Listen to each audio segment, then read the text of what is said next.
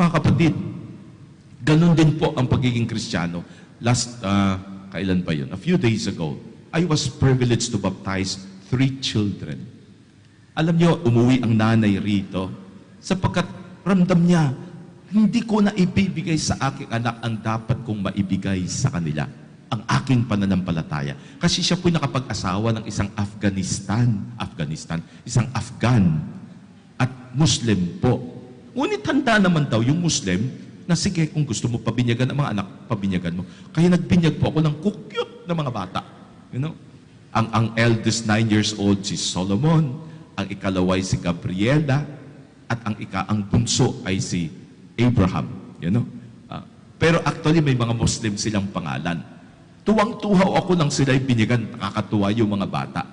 But I had to remind the mga ninongs and the ninangs na dapat ipaalam nyo sa mga batang ito na ngayon dahil sa kanilang binyag, natanggap nilang napakagagandang mga bagay. Anak ng Diyos, tinanggal na sa kanila ang kasalanang orihinal.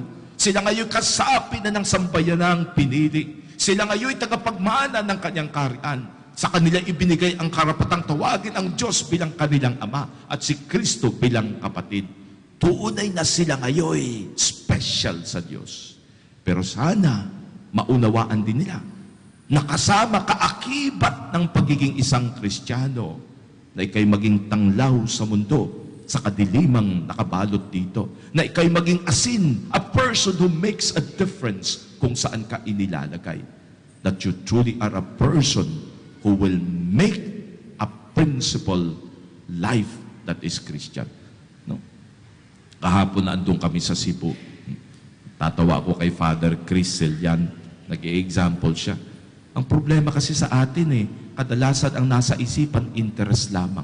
Katulad daw niya, pag ang isang babae daw ay 19 to 25 years old at naghahanap ng magiging asawa, mamimili yan. Siyempre, bata pa. Mamimili yan. Pero pag siya'y umabot ng mga 35 to 40, mamimilit na yan. Kasi malapit na baka iwanan na. Ngunit pag siya na may umabot na sa 50 to 60 ang babae, hindi na yan mamimili. Hindi na rin yan mamimilit. Mambibili na yan. Nasa isipan ng tao ganun, sariling interest. Sariling interest lamang.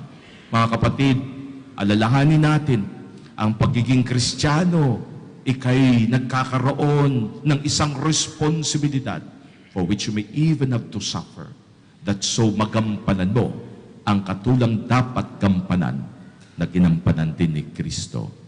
Amen. Tayo po'y magsitayo.